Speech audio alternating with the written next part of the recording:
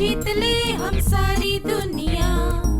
बीच हमें आज बोने दो, रोज उसे थोड़ा बढ़ने दो। छू लेंगे आकाश हम, मन के विचार हकीकत बने। सिद्धि फल से आनंद देंगे, कोशिश कर बढ़े, सोच बुलंद करे।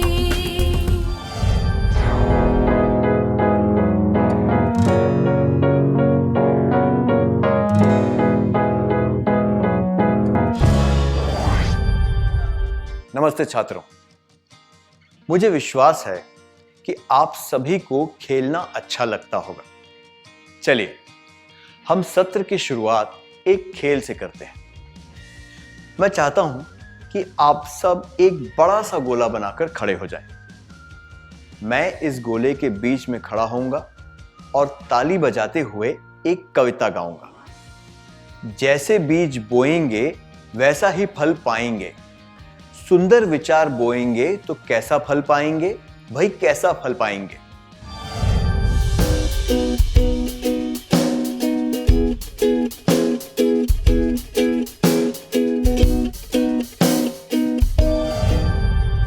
आप भी मेरे साथ गाना और गोले में घूमते जाना। मैं अचानक गाना रोक दूंगा और एक संख्या जोर से बोलूंगा। आपको तुरंत उस संख्या के समूह बनाने होंगे। उदाहरण के लिए यदि मैं 3 बोलूं तो आपको 3-3 लोगों के समूह बनाने होंगे। यदि मैं 4 बोलूं तो आपको 4-4 के समूह बनाने होंगे। वे सब लोग जो किसी समूह के सदस्य नहीं हैं, वे खेल से बाहर हो जाएंगे। क्या आप नियमों को अच्छी तरह से समझ गए हैं? क्या हम खेलना शुरू करें?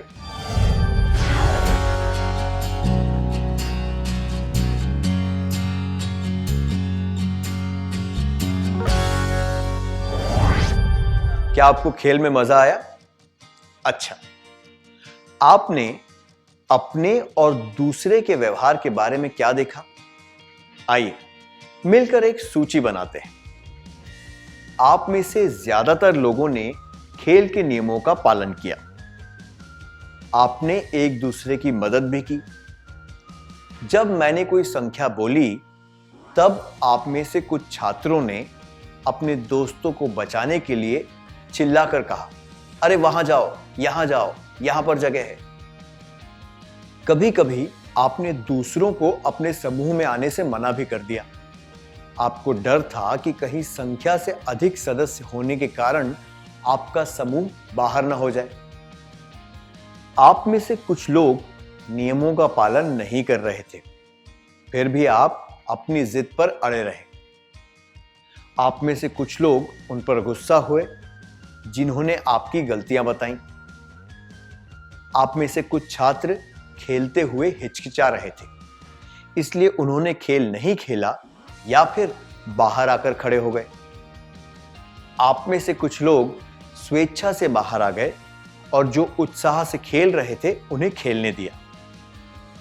आप में से कुछ लोगों ने दूसरों को बलपूर्वक बाहर कर दिया जो आपके समूह में घुसने का प्रयास कर रहे थे। आप में से कुछ ने उन लोगों की सहायता जिन्होंने पहले आपकी सहायता की थी। जब आपके साथ किसी ने उग्रता से व्यवहार किया तो आप लड़ाई किए बिना चुपचाप बाहर आ गए।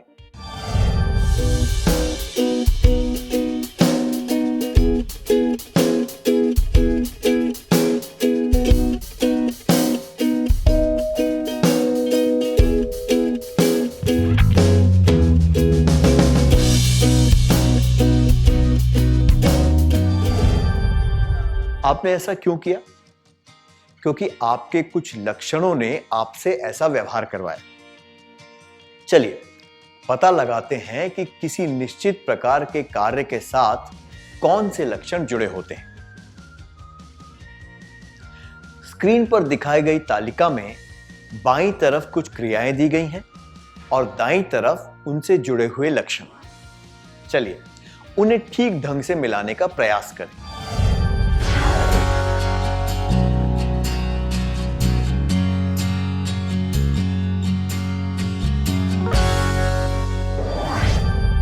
क्या आपने इन्हें ठीक ढंग से जोड़ा है? क्या हम जवाबों की जांच कर लें? क्रिया, लक्षण। नियमों का पालन करना, ईमानदारी, दूसरों की मदद करके उन्हें बाहर होने से बचाना, सहायता, दूसरों को खेल से बाहर करने की कोशिश करना, स्वार्थ, नियम तोड़ने के बावजूद खेलने की इच्छा रखना, जिद, जिन्होंने आपकी गलतियां बताई उन पर गुस्सा करना, क्रोध, खेल में भाग लिए बगैर बाहर खड़े रहना, संकोच, अपने आप बाहर हो जाना ताकि दूसरे खेल सकें, उदारता, दूसरों को धक्का देना, रूखापन, दूसरों से मिली मदद के बदले में उनकी भी मदद करना, आभार, जो लोग उग्रता दिखाएं उनसे नहीं लड़ना, धैर्य,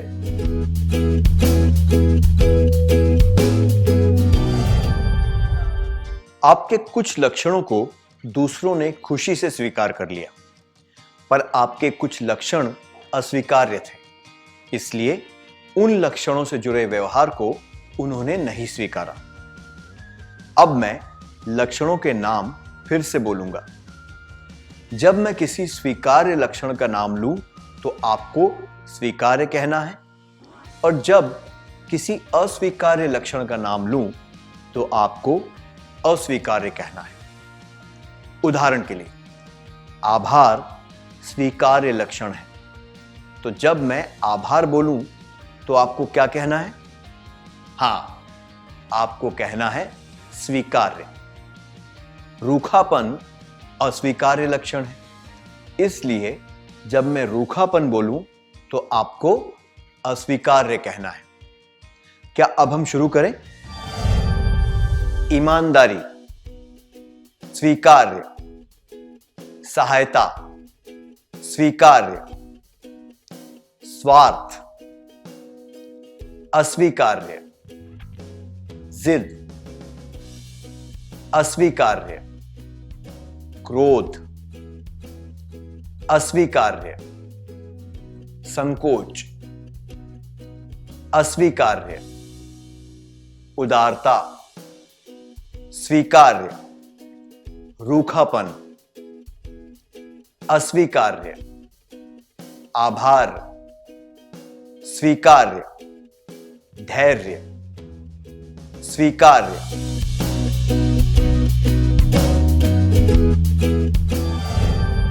स्वीकार्य, ईमानदारी, सहायता, उदारता, आभार, धैर्य, अस्वीकार्य, स्वार्थ, जिद, क्रोध, संकोच, रूखापन।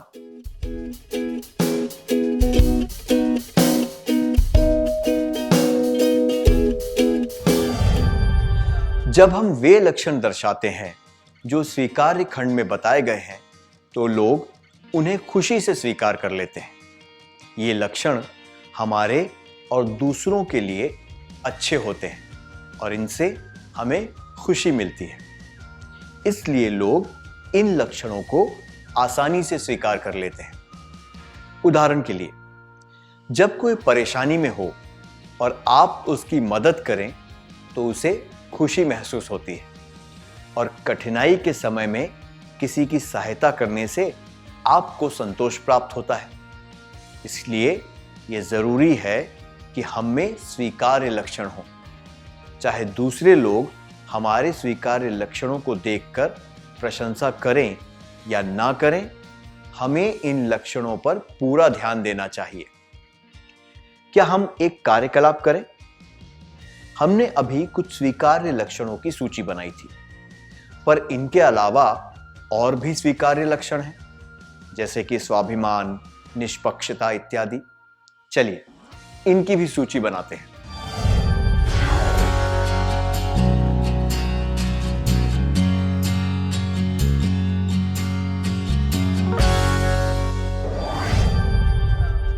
अन्य स्वीकार्य लक्षणों की सूची बनाने के लिए धन्यवाद। क्या आपने सूची में दया भाव, समयनिष्ठा, मेहनत, सहानुभूति, विनयशीलता, साहस और क्षमा भाव को भी शामिल किया है?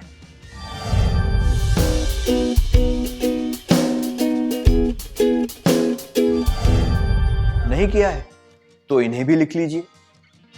खेलते समय जब आप कुछ अस्वीकार्य लक्षण दर्शाते हैं तो लोग उन्हें नापसंद क्यों करते हैं? ऐसा होता है क्योंकि ये लक्षण ना तो हमारे लिए अच्छे होते हैं और ना ही दूसरों के लिए।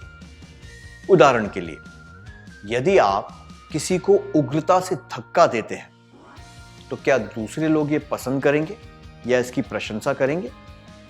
नहीं, वे सोचेंगे कि आपने ऐसा क्यों किया और शायद ये भी सोचें कि आप उनके साथ भी ऐसा बर्ताव कर सकते हैं। इसलिए हमें सचेत होकर इन लक्षणों को बदलने का प्रयास करना चाहिए। ऐसे लक्षणों को बदलने से कई लोगों ने जीवन में सफलता प्राप्त की है। क्या हम एक और क्रियाकलाप करें? हमने जिन अस्वीकार्य लक्षणों की सूची बनाई है उनके अलावा भी कुछ और अस्वीकार्य लक्षण हैं। क्या आप मुझे बता सकते हैं कि ये कौन से हैं?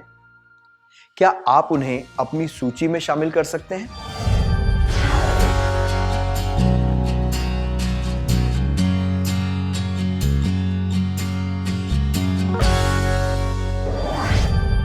अस्वीकार्य लक्षणों की सूची बनाने के लिए धन्यवाद। अपनी सूची में आलस्य, लालच और ईर्ष्या को भी शामिल कर लें।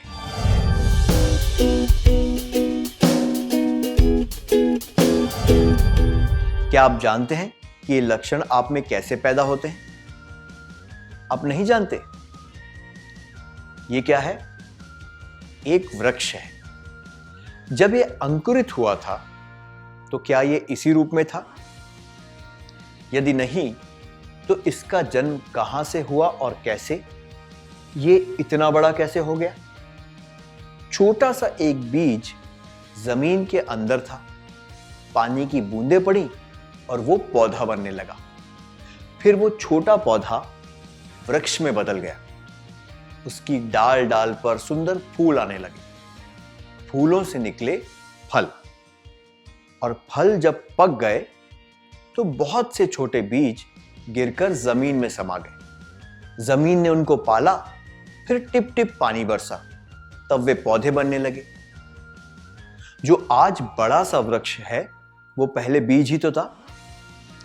ऐसा ही कुछ होता है हमारे साथ भी।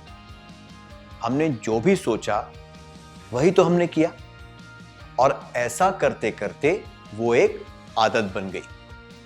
हमारी आदतों से हमारी पहचान होने लगी। इसी पहचान से तो बनी हमारी सभ्यता। हमारी सभ्यता है हमारे जीवन का आधार। इसी पर है सारा भार। हमारी सभ्यता, हमारा शिष्टाचार। इसीलिए हमें अपने स्वीकार्य लक्षणों पर ज्यादा ध्यान देना चाहिए। चलिए हम इसे एक गीत की तरह साथ साथ गाएं। इस गीत का हर छंद 2 बार गाया जाएगा। जब इस गीत के छंद स्क्रीन पर पहली बार प्रकट हों तो इन्हें ध्यान से सुनना, और जब वे दूसरी बार स्क्रीन पर प्रकट हों तो इनके साथ गाना। क्या आप समझ गए? क्या अब हम साथ साथ गाएं? कृपया गीत गाने के लिए खड़े हो जाएं। पहली 2 पंक्तियों में गीत का सार है और ये बार बार दोहराई जाएंगी। इन्हें ध्यान से सुनना।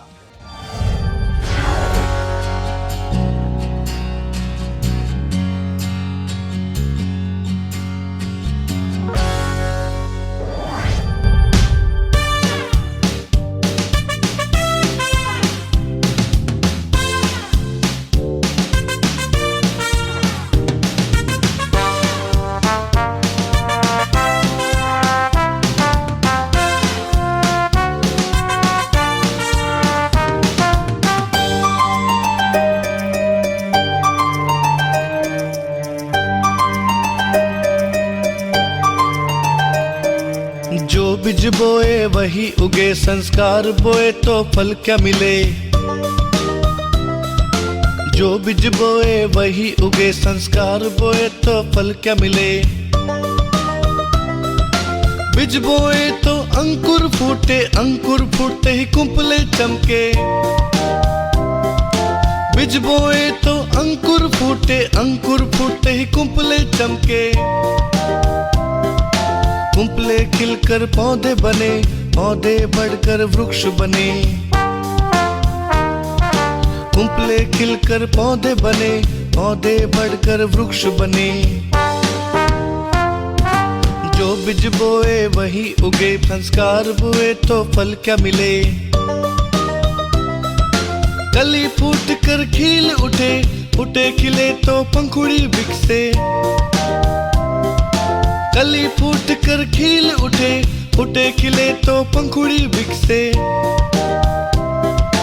पंखुड़ी खिले तो फूल बने, फूल खिलते ही पराग चमके। पंखुड़ी खिले तो फूल बने, फूल खिलते ही पराग चमके। जो बीज बोए वही उगे, संस्कार बोए तो फल क्या मिले। विचार बोने से काम बने, काम करे तो आदत बने। विचार बोने से काम बने, काम करे तो आदत बने। आदत बने तो संस्कार बढ़े, संस्कार बोए तो कांति चमके। आदत बने तो संस्कार बढ़े, संस्कार बोए तो कांति चमके। जो बीज बोए वही उगे, संस्कार बोए तो कांति चमके। जो बीज बोए वही उगे, संस्कार बोए तो कांति चमके।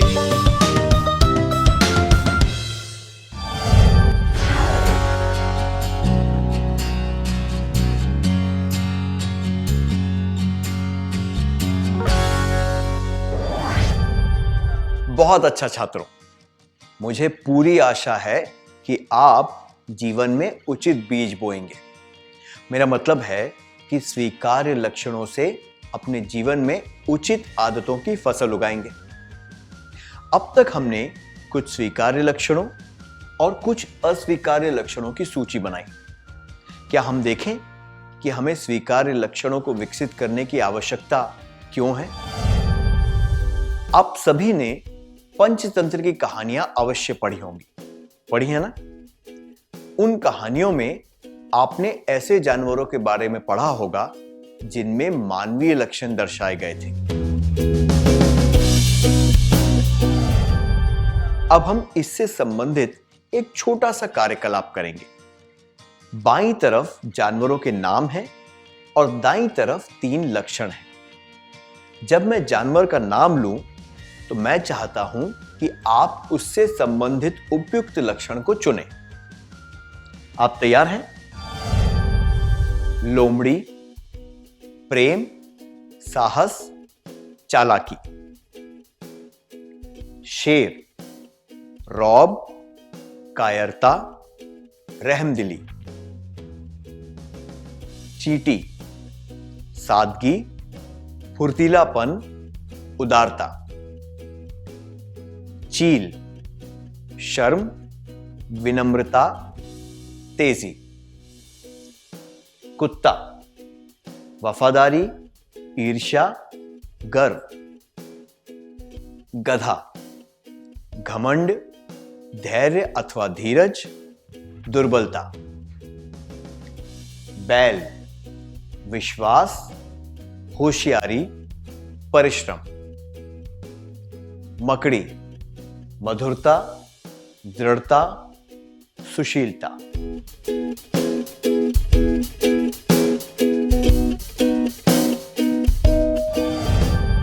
बहुत अच्छा, सही उत्तर है लोमड़ी, चालाकी।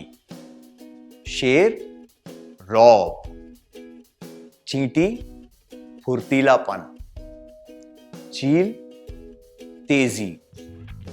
कुत्ता, वफादारी। गधा, धैर्य अथवा धीरज। बैल, परिश्रम। और मकड़ी, दृढ़ता।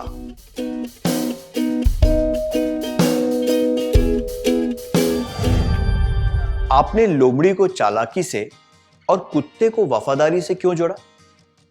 क्योंकि कहानियों में इन जानवरों ने ये लक्षण बार बार दर्शाए थे और अब ये लक्षण उनसे जुड़ गए हैं। उसी प्रकार हम जो लक्षण दर्शाते हैं वे हमसे जुड़ जाते हैं। उदाहरण के लिए, यदि हम हमेशा चेहरे पर मुस्कान रखें तो हम प्रसन्नचित्त माने जाएंगे। अगर हम अपनी भौहें ताने रखें तो हमें गुस्सैल समझा जाएगा। अगर हम दूसरों की प्रतिभा, वेशभूषा और स्वीकार्य लक्षणों की प्रशंसा करें तो हमें प्रसन्नचित्त और प्रोत्साहन देने वाला समझा जाएगा। और यदि हम हर बार दूसरों के अस्वीकार्य लक्षणों पर ध्यान दें तो हमें अप्रिय और दोष ढूंढने वाले व्यक्ति के तौर पर देखा जाएगा। हमारा व्यवहार जितना स्वीकार्य और अच्छा होगा, हमें उतना ही सभ्य माना जाएगा और हम उतने ही अधिक स्वीकारे जाएंगे। दूसरी तरफ, अगर हम अस्वीकार्य लक्षण दर्शाएंगे तो लोग हमारा सम्मान नहीं करेंगे या फिर हमें अशिष्ट समझेंगे। अब एक छोटा सा कार्यकलाप करने का समय है। आप सभी को अपने सबसे घनिष्ठ मित्र के पास जाकर बैठना है। उदाहरण के लिए, अगर विजय का सबसे घनिष्ठ दोस्त अजय है तो विजय को अजय के पास जाकर बैठना होगा। विजय को एक ऐसे व्यक्ति के बारे में सोचना है जिसे वो बहुत पसंद करता है। फिर उसे अजय को उसका नाम बताना है और यह भी बताना है कि वो उस व्यक्ति को क्यों पसंद करता है। विजय अपने पसंदीदा व्यक्ति की प्रशंसा करते हुए उसके स्वीकार्य लक्षणों के बारे में अजय को बता सकता है। फिर विजय को अजय से भी पूछना है कि अजय किसे पसंद करता है और उस व्यक्ति के किन विशेष लक्षणों को वो सराहता है। अजय जब बोल रहा हो तब विजय को ध्यानपूर्वक सुनना है। बाद में कोई भी दो छात्र स्वेच्छा से पूरी कक्षा के सामने यह बता सकते हैं कि उन्होंने अपने दोस्त के साथ किस व्यक्ति के बारे में बातचीत की। ठीक है?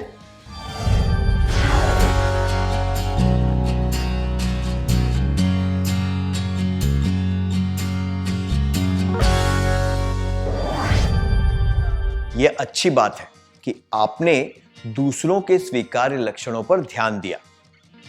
आपको अपने माता पिता, शिक्षक, दोस्त और शुभ चिंतकों के स्वीकार्य लक्षणों को पहचानना चाहिए और उन लक्षणों को अपने जीवन में लागू करने की कोशिश करनी चाहिए।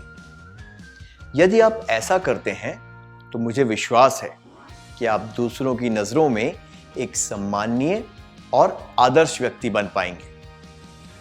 क्या हम अगले कार्य पर चलें? जिस तरह आपने दूसरों में स्वीकार्य लक्षण देखे, उसी प्रकार आपको अपने अंदर भी स्वीकार्य लक्षण ढूंढने हैं।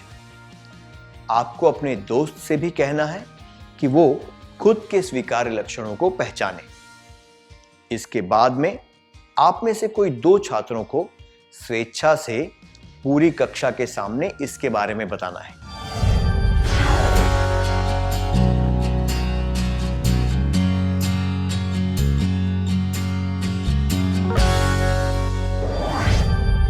अपने स्वीकार्य लक्षणों को पहचानने के लिए धन्यवाद।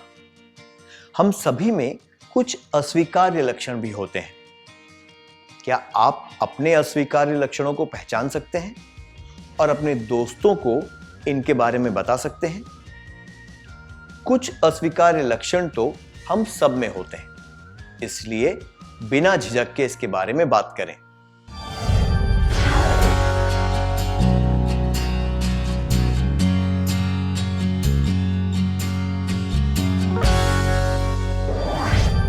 अपने विचारों को खुलकर और स्पष्ट रूप से बताने के लिए धन्यवाद। कुछ अस्वीकार्य लक्षण तो हम सब में होते हैं, पर हमें इन अस्वीकार्य लक्षणों से छुटकारा पाने के लिए सजग प्रयास करना चाहिए। किसी कांटे वाले पौधे को तभी काट देना चाहिए जब वो छोटा हो, है ना? इसे बढ़ने देने पर भयंकर परिणाम हो सकते हैं। उदाहरण के लिए आलस्य को ही लीजिए। यदि कोई बचपन से आलसी हो और वो इसके बारे में कुछ ना करे तो उसका मस्तिष्क और शरीर आलस्य से प्रभावित हो जाएगा और उसकी उन्नति और विकास में रोक लग जाएगी। क्या आपने स्वीकार्य और अस्वीकार्य लक्षणों को अपनी नोटबुक में लिख लिया? बहुत अच्छा। जब आप अपने घर या हॉस्टल जाएं तो इस सूची को ऐसे स्थान पर लगा दें जहां से आप इसे प्रतिदिन स्पष्ट रूप से देख सकें।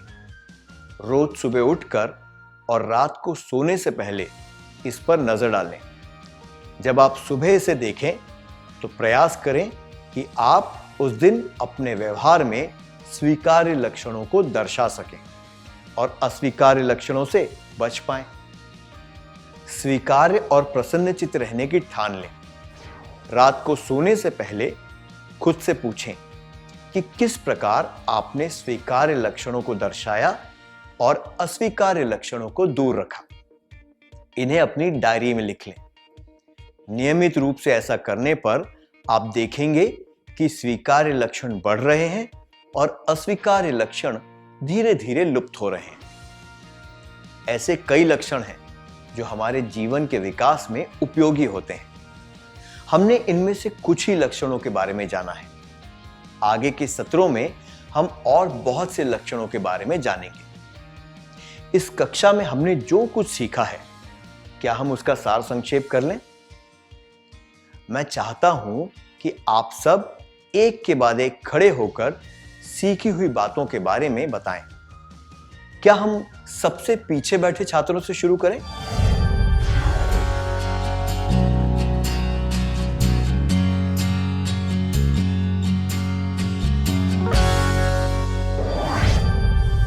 हमारे लक्षण हमारा स्वभाव बन जाते हैं। हम लक्षणों को स्वीकार्य और अस्वीकार्य के तौर पर लिख सकते हैं। स्वीकार्य लक्षण हमारे और दूसरों के लिए अच्छे होते हैं। अस्वीकार्य लक्षणों से किसी को कोई फायदा नहीं होता।